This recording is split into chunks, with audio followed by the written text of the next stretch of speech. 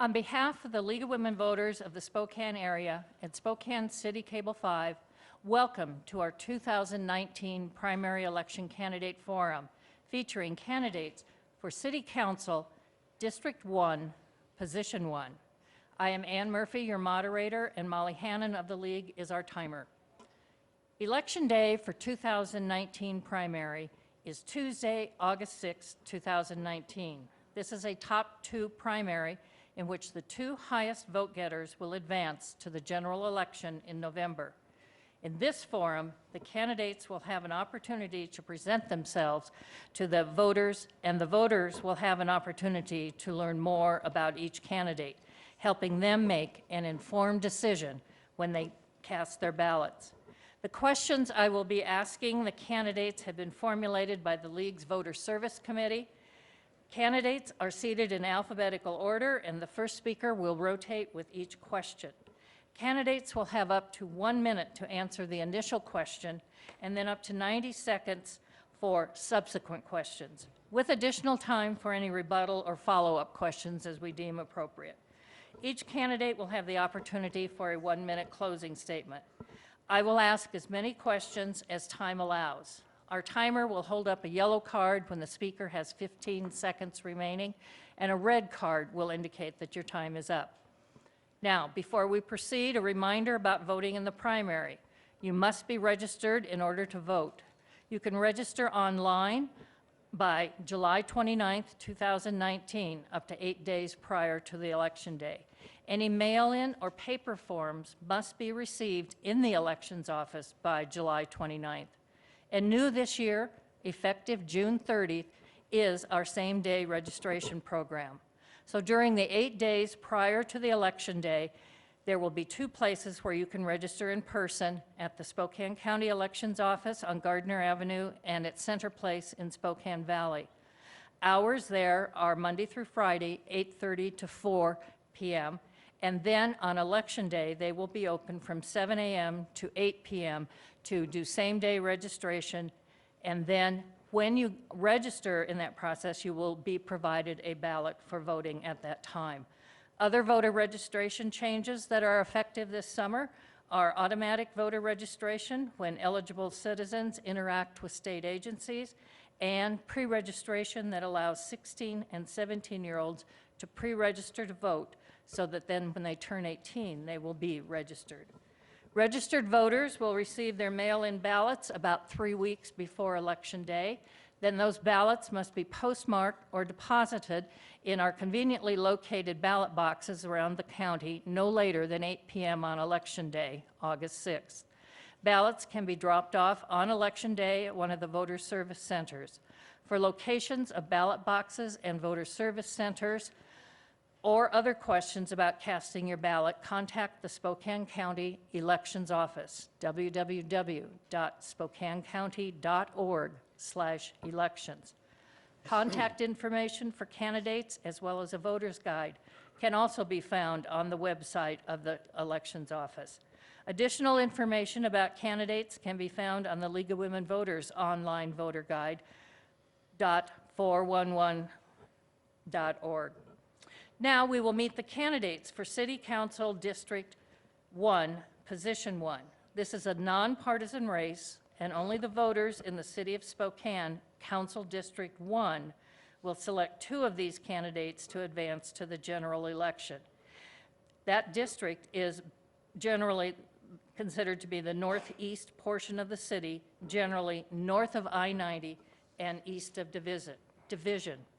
So joining us today are Tim Benn, Chris Brown, Michael Cathcart, Gerald Haynes, Louis Lefevre, Doug Salter, Namama Shirazi.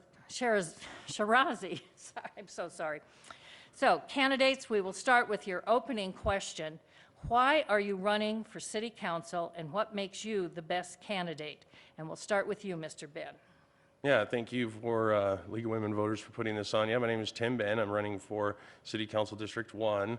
My wife and I have run a child care business in the district for 2 decades. We've worked with a lot of families that would like to see improvements in public safety and infrastructure. District 1 has the most amount of dilapidated and dirt roads, and I would appreciate the support of the voters since I've been talking to you for so long.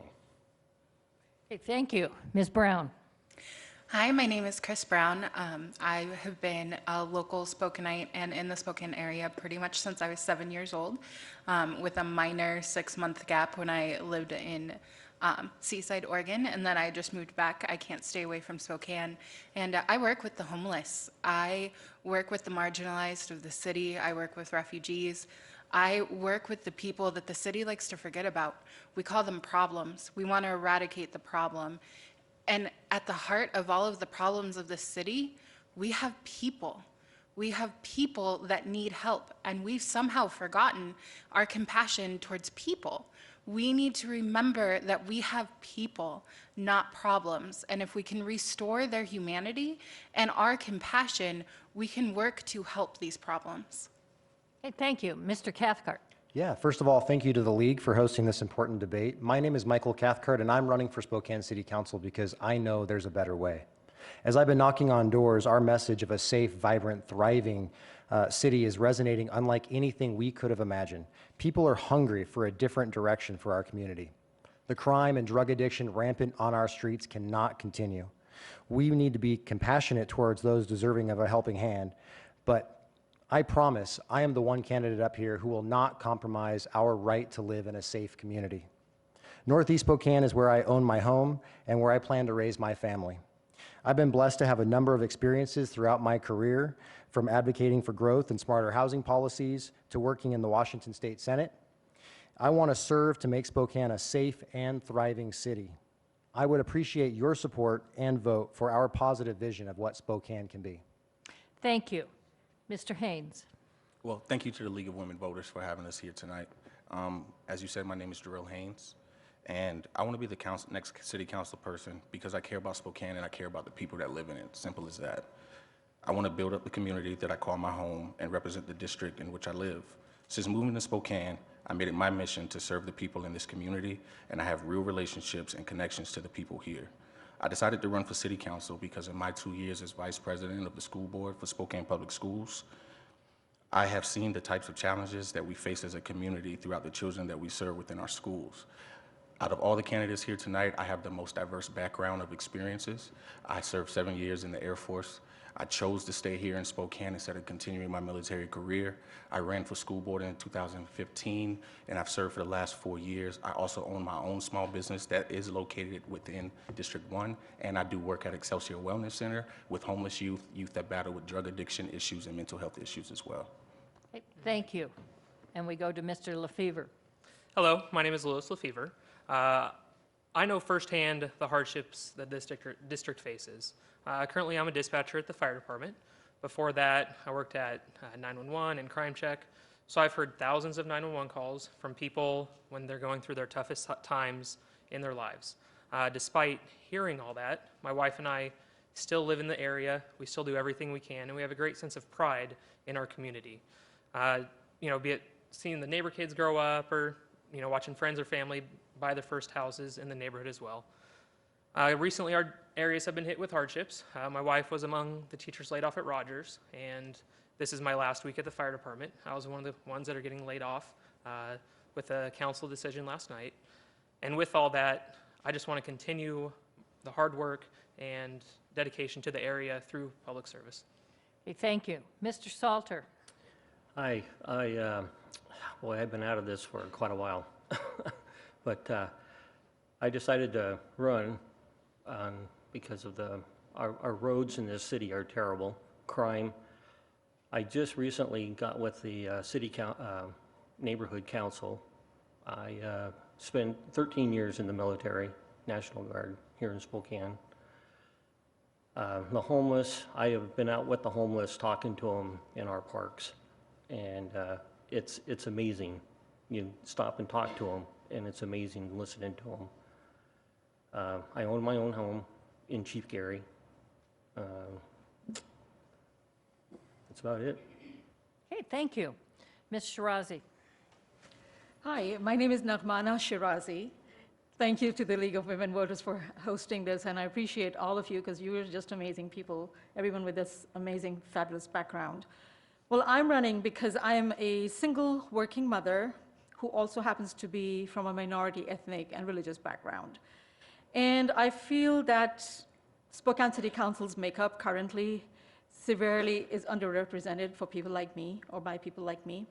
And I want to be the voice of the people so that I can come out and tell exactly what my experiences are and when we talk about things that affect people from my ethnic and religious background.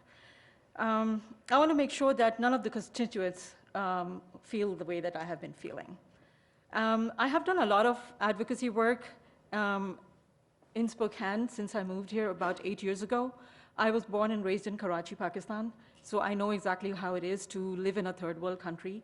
And this is so much better for so many different reasons, but we have our own set of issues in our district. Hey, thank you. Thank We you. will give you a chance to talk more. Thank you. All right, because we are going to move to a question that Appreciate it. we will focus on your district, and then I want to follow that up with a question that will relate how that balances with the city as a whole. So, starting with Ms. Brown, what do you see are the most important issues in your district, and how would you address them? 90 seconds for this one. I think currently in our district, the most important issue is public safety. I live in a very busy area in our district, right by Division and right by the Northtown Mall, and there are people walking past where I live constantly, all the time, and I work graveyard, so I'm out in the middle of the night, and there are times where I will pretend to be on my phone because I just don't feel safe walking to my car, and I rarely, if ever, see police patrol in my block, on my neighborhood at all during those times of night, during the time of night. And so I think that an increase in public safety is definitely something that we need to look at in our district. Okay, Mr. Cathcart. So 2 days ago, I knocked on a door of a gal named Patricia, and she shared with me that Saturday night, she was home, and a gentleman came to her door, made up an excuse and a story, and was trying to get into her home. And when she refused, he got aggressive and very much tried to push her aside to get in. She managed to keep him out, but he fled next door and robbed her 90-year-old neighbor instead. These are the issues that I want to focus on. I want to make sure that our community is safe and that folks that need to be in jail are in jail. Folks that need help, the homeless, the addicted, are getting the assistance that they need. We need to focus on these issues. We need to pay a lot more attention to them, and we have to stop making excuses as to why we need to sort of allow this to occur or just simply manage the problem. I think we have to really dive in and take a harder look. I think the streets, I hear constantly about the streets, especially the residential streets. You know, we've got a great 6-year plan for our arterials, and that's wonderful, but we don't have a great plan for our residential streets. And so I really want to focus on fixing those. There are potholes constantly everywhere. And what often happens is they come out, they fill one pothole, but they leave the 4 or 5 that are very visible sitting right around. And we need to be smarter about how we treat those issues. Housing is another issue, and I know we're going to get to that as well, but we have to be way smarter on our housing policies if we are going to successfully end the housing shortage. Okay, thank you. Mr. Haynes. Yes, ma'am. So everyone knows across the city of Spokane that we are dealing with issues with unpaved streets. But more specifically to District 1, we have 2 of the most high poverty zip codes in the state of Washington at 99202 and 99207. With that and high poverty rates comes a host of issues, from a decrease in educational outcomes to a lack of employment opportunities, housing. High poverty issues bring along crime rates as well. And from doorbelling, like Mr. Cathcart said, we've heard from a lot of citizens that property crime is a major issue in the district. But we also have beautiful opportunities in District 1. We have the Public Development Authority in the northeast section of Spokane that we could use to leverage a lot of positive outcomes within District 1, from employment opportunities to moving up the priority of some of the streets in District 1 on the city's priority list to get some of those streets fixed first in order to recruit a lot of businesses to the area. Okay, thank you. Mr. LaFever. So first off, I believe the first issue would be the schools. District 1 was hit unequally with teacher layoffs, be it the Rogers, the Shaws, the Willards, and this is not a good start for the kids of our community. So I think, come the first of the year when this office would come in, would be a quick focus on the schools to make sure that we're doing everything we can as a city for them and for those families. Next is housing. Housing is often built in the middle of the summer, but if we start focusing on it in the wintertime, then we can get the zoning laws and other ideas put in place so that when the building season starts to happen, that will already be in effect and we can get moving quickly. Next would be a reevaluation of the criminal justice system. Currently, I'm already involved in the fire and police side, and we need to focus partnering more with the current agencies that we assist with, be it mental health, going on ride-alongs with the units to try to address what's happening firsthand while it's occurring in the streets. Okay, thank you. Mr. Salter. Yeah, our roads are terrible in District 1. I live on one of the, a dirt road that's 100 years old, and they just fixed it about 2 weeks ago for us. It's an unmaintained road, but they fixed it anyways. Crime is something else. I hear it all the time. I'm on that Nextdoor website, and I get a lot of emails and stuff from people in the neighborhood, actually all up and down District 1. And the police department, as far as I'm concerned, they're doing a good job. I mean, I call them, they show up. You call Crime Check, they show up within an hour. We had an incident at the park here about a week ago, and they were serving a search warrant, and I stopped and asked them if when they got done there, if they could come up to the park, and they came up in force and helped me out, helped the neighbors out. And as far as the homeless goes, like I said, I've talked to them, and I've talked to quite a few of them, and a lot of good stories have come out. Some of them are sitting in the parks waiting for apartments, housing. So there's a lot of good stories coming out of there. Okay, thank you. Ms. Shirazi.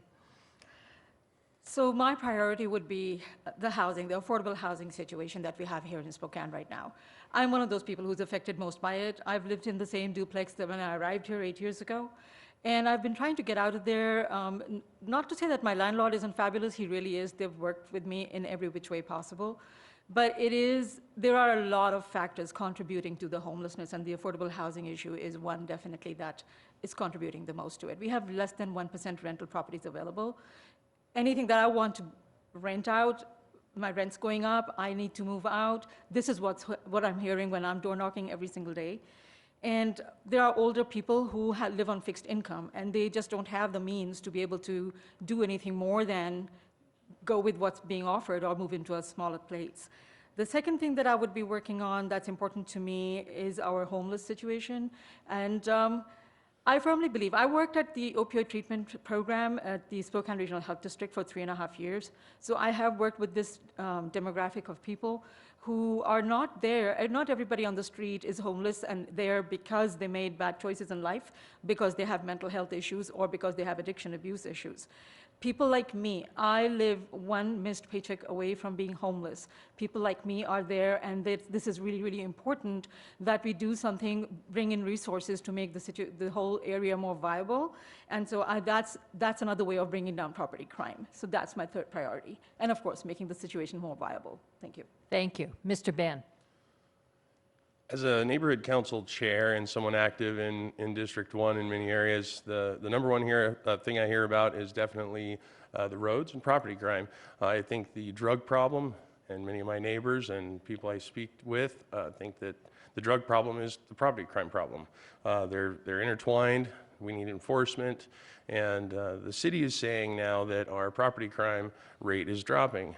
But I have to tell you, from what I'm hearing in the neighborhoods and from citizens, is that unless there's a insurance claim being reported, they don't report the crime. And I know Crime Check would like to keep track of that data. Law enforcement would like to keep track of the hot spots so they can increase enforcement.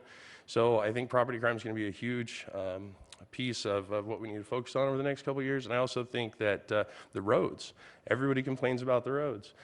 We've passed bonds and we've paid extra tab fees, and it's time that we get better roads. Okay, thank you. So many of you have brought up the affordable housing, accessible housing. So let's dive into it a little bit more. We will start with you, Mr. Haynes. And so what steps specifically would you support to increase the amount of affordable and accessible housing in your district, especially with regard to infill and zoning decisions? And we'll do 90 seconds on this one. Okay, so like I previously stated before, with the Public Development Authority in Northeast Spokane, there's a lot of industrialized and commercialized zoned land. So if we could create policies that would turn some of that industrial and commercially zoned land into housing development possibilities, that could provide big outcomes for our community.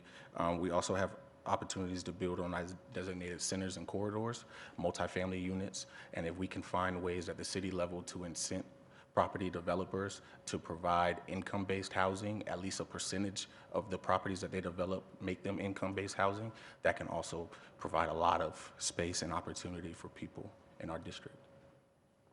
Okay, thank you. Mr. LaFever? Currently, there are many families in our area that dream of owning a home. And luckily in District 1, our area is built on single-family residences. Currently, I believe if you change up some of the zoning laws, like which was recently done on the South Hill, where they changed up Crestline, that's an easy way to adjust one road to develop a whole new community. That didn't necessarily cost a lot of money. It was just a quick change in a zoning type law. From there, condo restrictions, I believe if we allowed for different types of housing, be it increasing the number of houses on a lot size.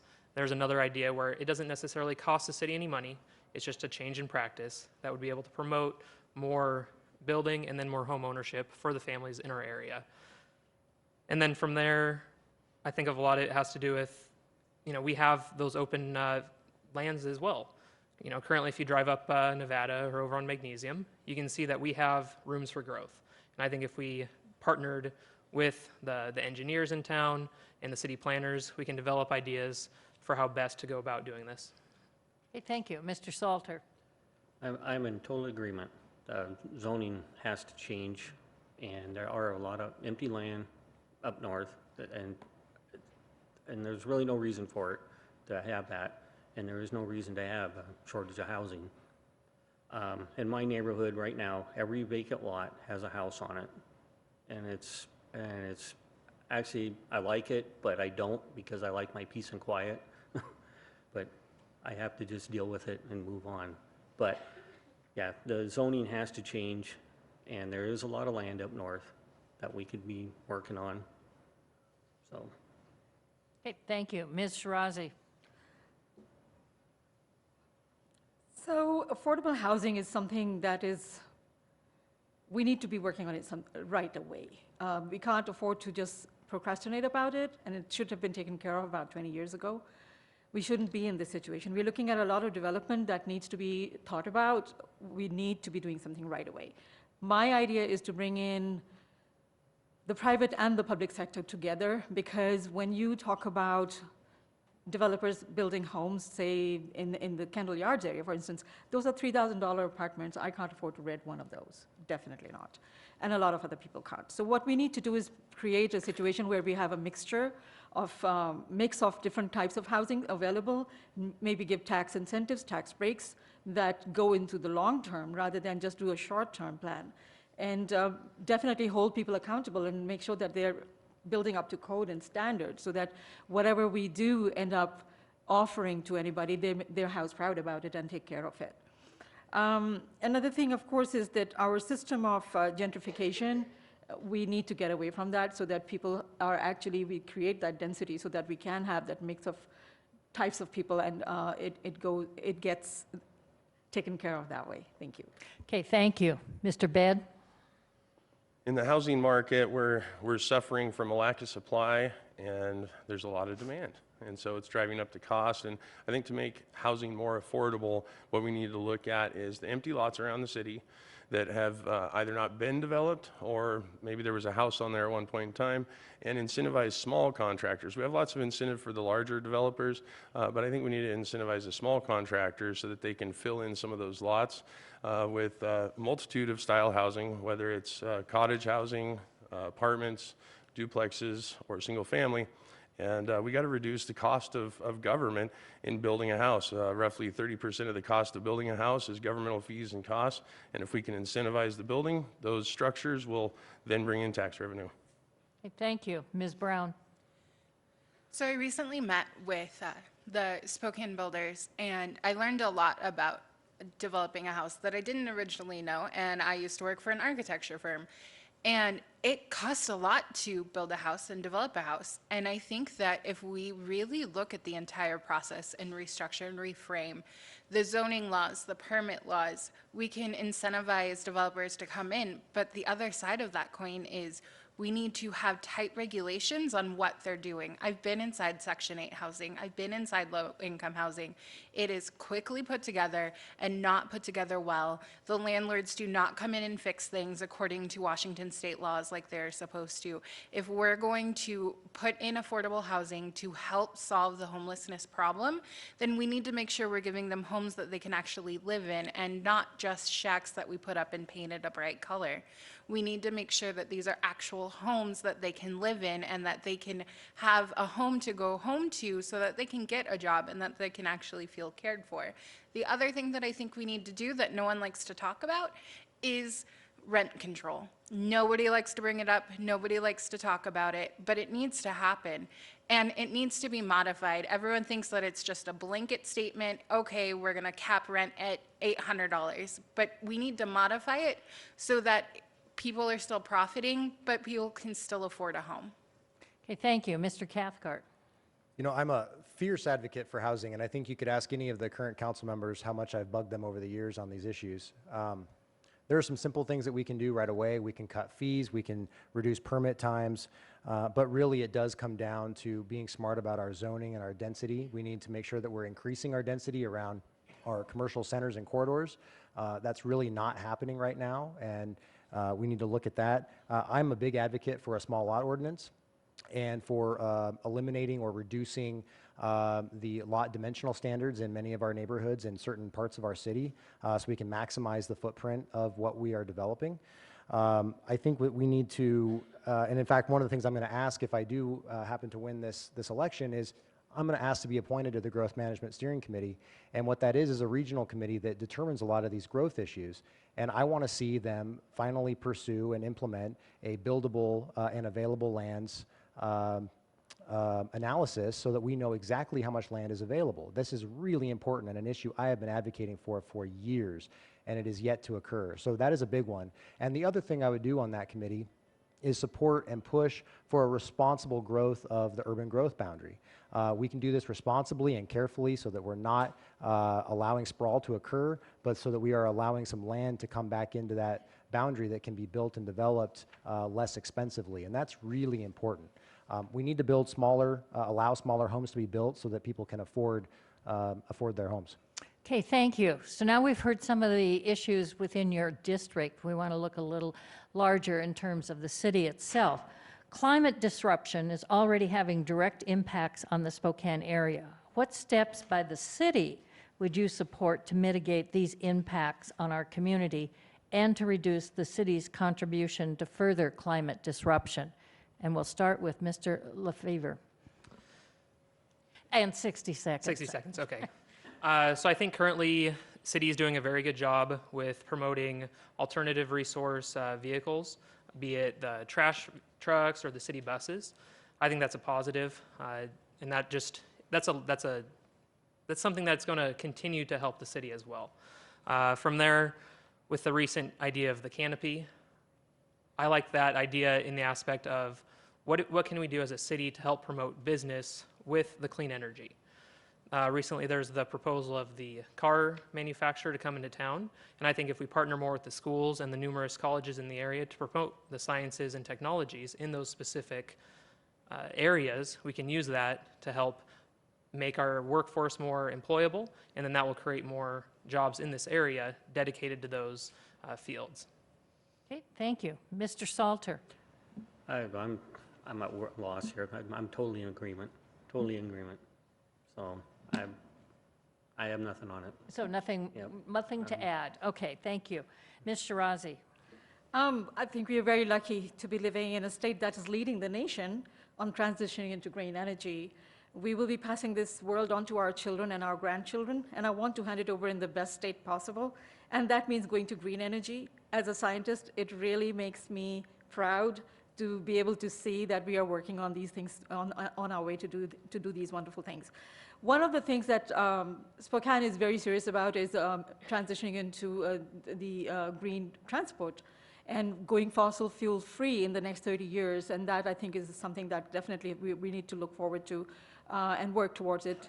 Banning single-use plastics, for instance, things like that, recycle as much as possible. The green canopy, agreed, that 30% addition would be just the use of carbon dioxide being taken up away from us is awesome. Thank you. Okay, thank you. Mr. Ben. Yeah, I think that one of the major air quality issues that we've faced here in the city of Spokane actually blows in. It's not originating from here, and that's forest fires. And I think we need to look at and talk to our state partners on how we're managing our forests, because it's getting to the point where every year now, it's a new phenomenon that we are seeing massive blankets of smoke coming into the city, whereas when I grew up in this city, that was not the case. I think our management practices have changed dramatically. As a city, I think the most important thing we can do is stop the backup of traffic. Let's get traffic flowing and not uselessly emitting. Okay, thank you. Ms. Brown.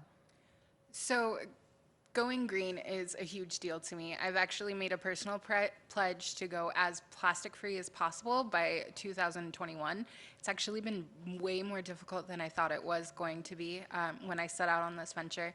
But even just the small things have a great impact, and even the recycling bins you see all over the city increasing in number make me incredibly happy, because a huge number of people are like, yeah, I'd recycle if I had access to it.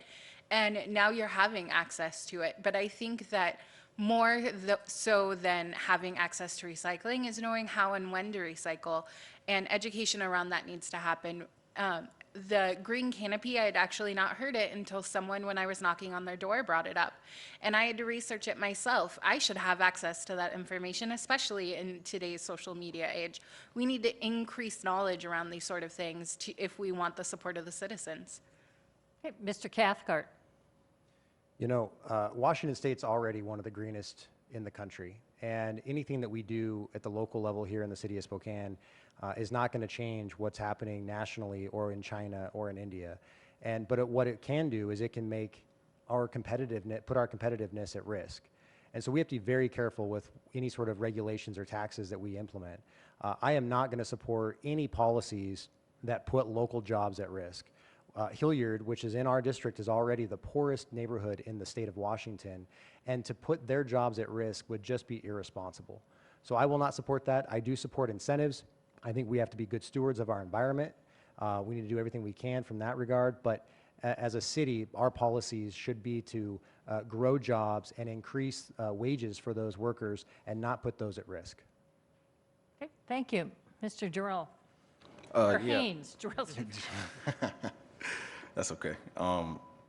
But first, we have to admit that climate disruption is a thing, and I do, right? And we also, second, we have to admit that the impacts on climate change have the largest impacts on high poverty residents, which are the majority of the residents within our district, who can't afford air conditions, who can't afford to escape the heat and smoke during the summer times, right? So supporting different ordinances and bills that our current administration has already decided to pass, as was previously mentioned, the going 100% fossil fuel free by 2030. Another council member is currently working on an urban forestry ordinance that would update our tree canopy to 30% by 2030 also, and it's currently at 23%. And doing things like that, and also being strategic about public transportation, that can go a long way towards improving our climate also. Okay, thank you. And because it was another question we had here, and several of you brought it up, I want to just find out very quickly, like with a 15-second answer, how many in your district do you think support the green canopy ordinance that was just passed? So just a really quick answer. Mr. Lefevre, we'll do the same Yeah. rotation. After going around and talking to people, a lot of people don't know about it. Don't know about it. Yeah, I think that's the biggest issue. It's not being discussed in our area. Okay, Mr. Salter. Yeah, the same here. There's a lot of people that don't know it. They Okay, don't know Ms. that- Shirazi. I'm hearing more about crime and property disruption, homelessness, and housing than compared to the green canopy. I think it might come up if we talk about it more. Okay, Mr. Ben. I think if it was brought up, people would support something of that nature. I definitely see the city moving in the other direction where they are incentivizing and we're paying tax dollars for people to have gravel yards and drought-resistant plants when we want to encourage the growth of trees. So I think we need to make sure our policies line up with what the people would desire, and I think they would like to see a greener city. Okay, Ms. Brown. I've had one person bring it up, so I know at least one person supports it. Okay, Mr. Cathcart.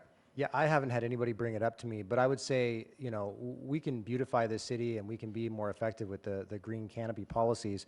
In fact, one policy that I really support and I think is a great one, and it's being promoted right now by Larry Stone and Mike Peterson, the Lands Council, and that's the Spokane Ponderosa push, which I think makes a lot of sense. Basically, for the cost of a rounding error, we can beautify most of our projects, the street projects that we are working on right now. Okay, and but that's are you really hearing it from important. the people in your district is what I'm after here? No. Okay. Mr. Haynes, sorry. Very similar to the rest of the candidates. No, you're not hearing it from the people in the district, but I have taken it upon myself to bring it up and discuss the research that students at North Carolina State University have done in regards to green canopy and the positive effects that it can have, especially on often marginalized communities, and people in the community have been in complete favor and support of it. Okay, great, thank you. So let's take another look at what's perhaps a district issue as well as a citywide issue and how you balance what goes on there. Last winter, our city struggled to cope with and balance the needs of people who are homeless and business owners and residents. So what are the challenges homelessness presents for your district, and what immediate long-term solutions do you propose that would benefit both your district as well as the city? And we'll start with Mr. Salter. And this is a 60-second question. Well, the city needs to get more involved, and we definitely need a place for them to go.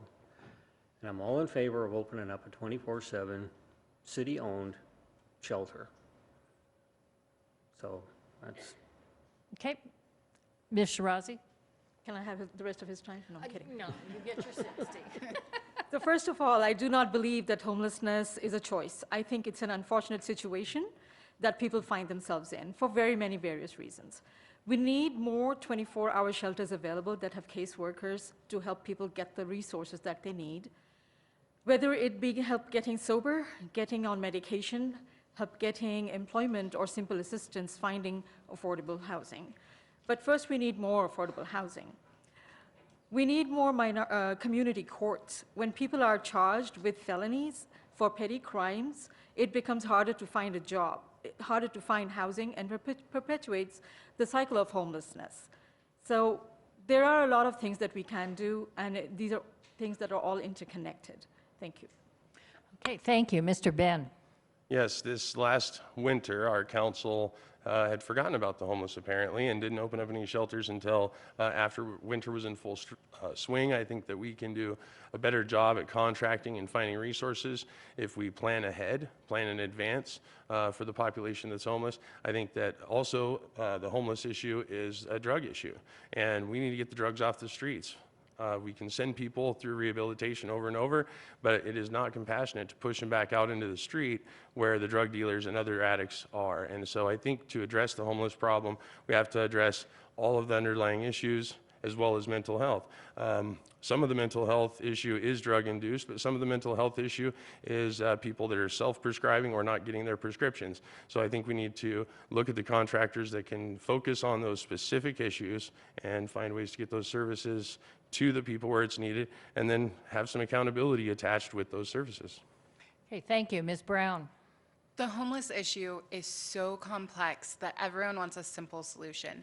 They want a shelter opened, they want a warming center open, they want to eradicate the drugs. And what they don't realize is that the homeless issue is so much more complicated than putting a Band-Aid on a gaping open wound. You aren't going to hand me a tiny Band-Aid that's meant for a nick on my finger if you can see my bone. And that's what we're trying to do by opening up shelters. You don't understand that it involves the entire community opening up their jobs to teach job skills. We have the #1 mental health system in the country in Spokane. There's no reason why you can't get mental health services, but the problem is the lack of connections. That's the real poverty here. They have a lack of connections, and we need to work as a city to make sure that we can put these together. There are already organizations out there that are doing this. Why are we not partnering with them?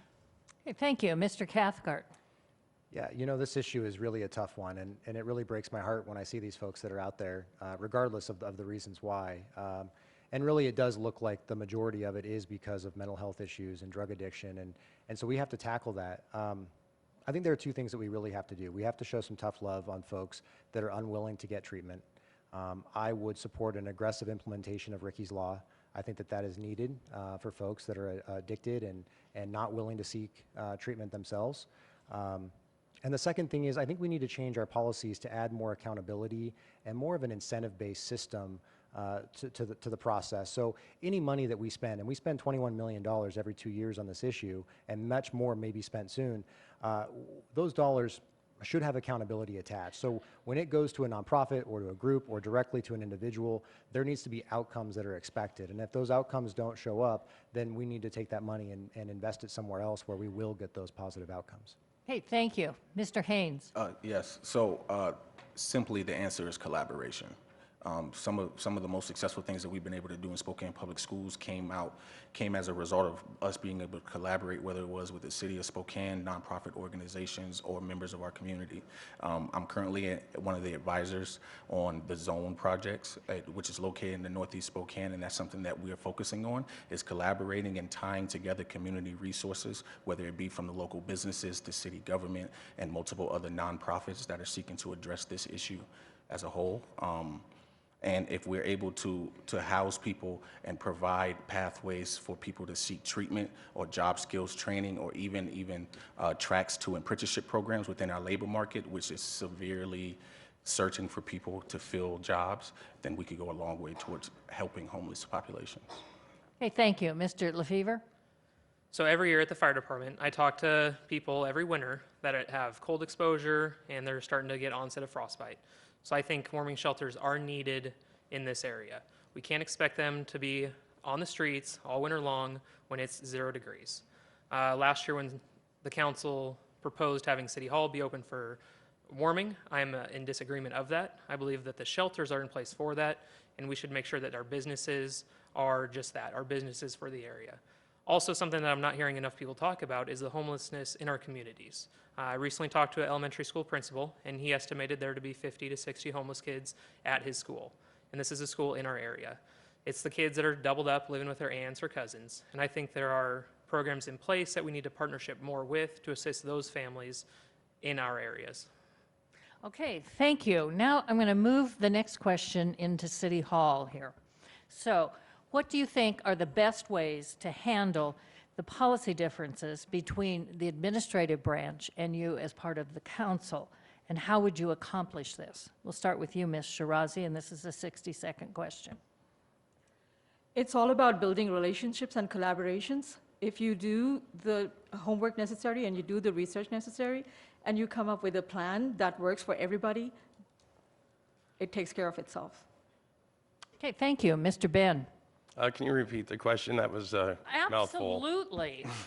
As soon as I can find I want to it. make sure I address each point. Okay, so what do you see as the best way to handle policy differences between our administrative branch or the mayor and you would be as part of the city council, and how would you accomplish this?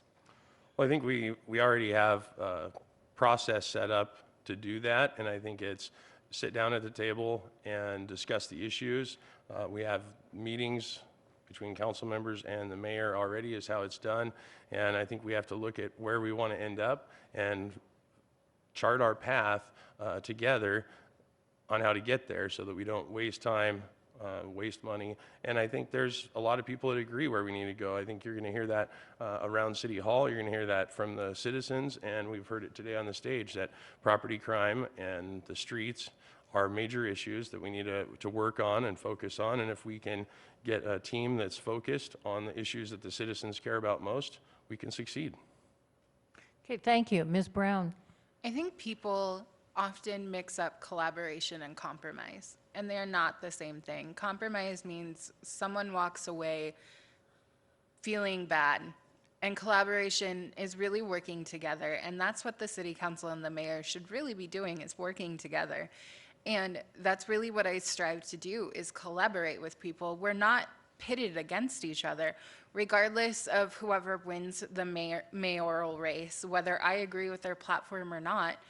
We're meant to work together for the good of the city. That's why we're all running. And so collaboration is meant to support that. Okay, Mr. Cathcart?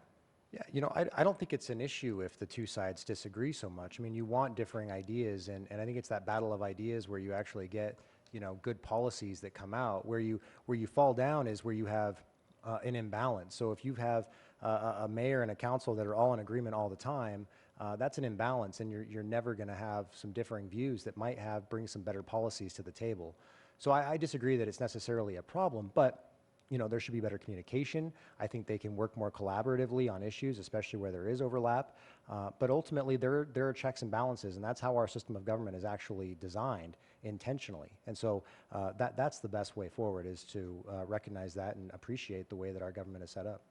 Okay, thank you. Mr. Haynes? Yeah, being able to disagree appropriately matters, and there are policies and procedures currently set in place between City Council and the Mayor's office for when those situations do occur, but also building relationships and remembering that everyone at the end of the day is well-intentioned. We may not agree on how we get to the solution, but for the most part, we will all agree on what the outcome is that we're shooting for. And if you can always keep that at heart, and don't take it personal, put your ego to the side and always advocate for what's best for the people that you were elected to represent, that'll go a very long way. Okay, Mr. LaFever? So communication is not a one-time event. Communication is a back and forth with understandings from each party. Open dialogue needs to continue at all levels and be an ongoing process as well. I think that City Council and the mayoral and also the current administration, while they may not agree on every subject, you need to be talking and fluid with ideas. Recently, when the City Council decided to go against the combined communication system, this was done when they were listening to certain people. The mayor has come out saying he was against that. The fire chief was against that. The police chief was against that, and also the financial officer. So what they're not doing is they're not being open enough to the key players in that. If you have the experts, you should take their opinions as well. Okay, thank you. Mr. Salter? Boy, that's a tough one. And yeah, everybody's hit it right on the head.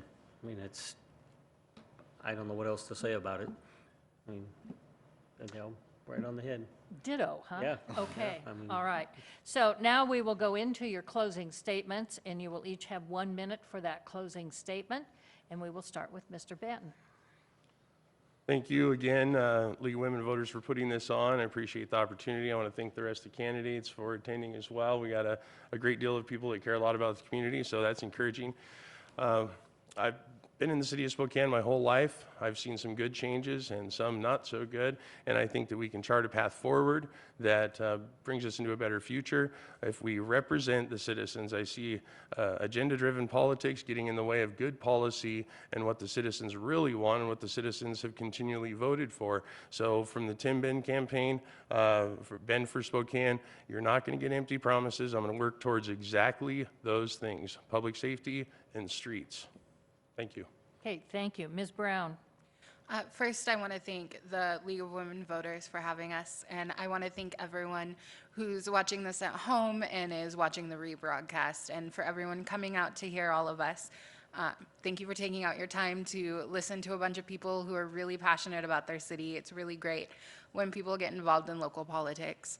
I really want you to think about and consider everything that everyone up here has said. I don't dislike any of us. We are all really passionate about where we live and what we represent and the people of the city. And the one thing that I want you to take away from me is that I care about you, not just as voters, but as people in the city. And whether you vote for me or you vote for one of them, that's not going to change how I feel about you as people. You are people. You are not problems. Thank you. Mr. Cathcart. Yeah, again, thank you to the league, and I have to thank my beautiful girlfriend who's here today watching this. I'm running for Spokane City Council for the Siouxs who live every day armed because of their dangerous street, for the Denises who are forced to spend thousands on new fencing to protect themselves from neighboring drug houses, for the Mari Cruzes who are not being treated fairly by local government agencies. I'm running for the employers across our district and downtown who daily have to clean up trash and feces left at their doorsteps, for the hardworking people of Hilliard and Logan, Shiloh Hills, Chief Gary, East Central, and all of our neighborhoods in District 1 who deserve more opportunity to rise and to prosper. I will be their voice. I will be your voice. We need to move forward, prioritizing our right to live in a safe community. We have an opportunity to implement our better, more positive vision for Spokane, but I need your help and support to do it. My name is Michael Cathcart, and I'm running for Spokane City Council, and I would truly appreciate your vote. Thank you. Thank you. Mr. Haynes.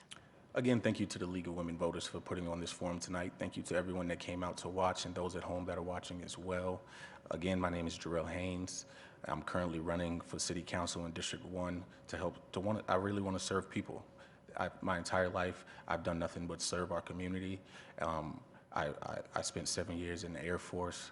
I work with nonprofits. I've worked with homeless youth. I've employed homeless youth and jobless parents. I mentor children that live within our school district. I'm vice president of the school board here at Spokane Public Schools, and I look forward to the opportunity to be able to continue serving the city of Spokane as a city council person. Thank you. Thank you. Mr. LaFever. City council is a representative position. So based on that, we should be asking what the residents are wanting and what they're needing. And that's something, if elected, I will continue to do. I will continue to ask the people of our neighborhoods what they're looking for.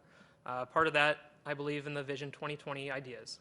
We need a safer area, criminal justice, the fire side, stronger, be it economic or a stronger housing market where more people feel comfortable and are able to afford what they're looking for, and also smarter. We need to focus on schools and make sure that District 1 is just as equal as everyone else. Thank you. Mr. Salter. I'm the guy that's not going to sleep. When I'm not at City Hall, I'll be out on the streets, asking questions, helping out as much as I can.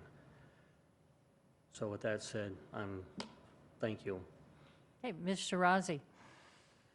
So I moved to Spokane about 8 years ago. I'm an immigrant. I chose Spokane. Now that I am here, I've immersed myself in the community, and I am working very, very, very hard, and I have made so many friends. I've made a new community around me. I've built a new community around me, and I'm very grateful for that.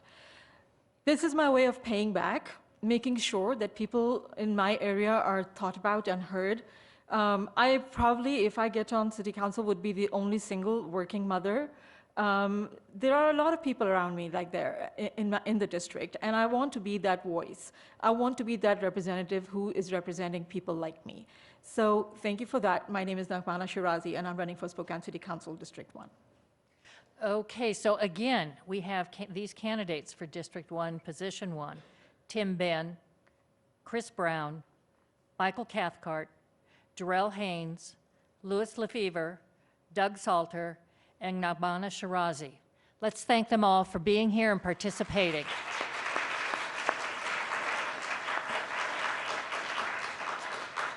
This concludes our primary election candidate forum for the candidates running for City Council District 1, Position 1. And in case you joined us in the broadcast program after we began, here's a reminder about voting in the primary. You must be registered to vote. There are several ways to do that. Online by July 29th, or make sure that your paper form or mail-in form is in the elections office by July 29th. And new this year, we will have same-day registration, so you can register up to Election Day, but you must do it at the Election Center on Gardner Avenue or at the Spokane Valley Center Place.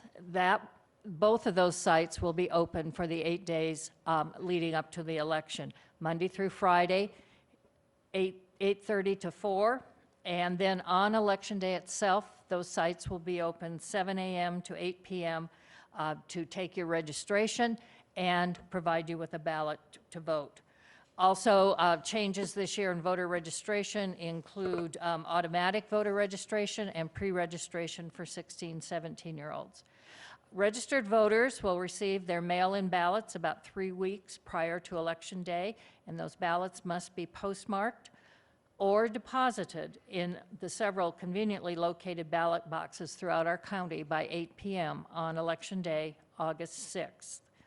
You can find more information about sites at the Spokane County Elections Office, www.spokanecounty.org/elections. Contact information for candidates as well as a voter's guide can also be found on that website, and you can find additional information about candidates on the League of Women Voters online voter guide at www.411.org. The League of Women Voters of the Spokane area is a nonpartisan political organization encouraging informed and active participation in government, influencing public policy through education and advocacy.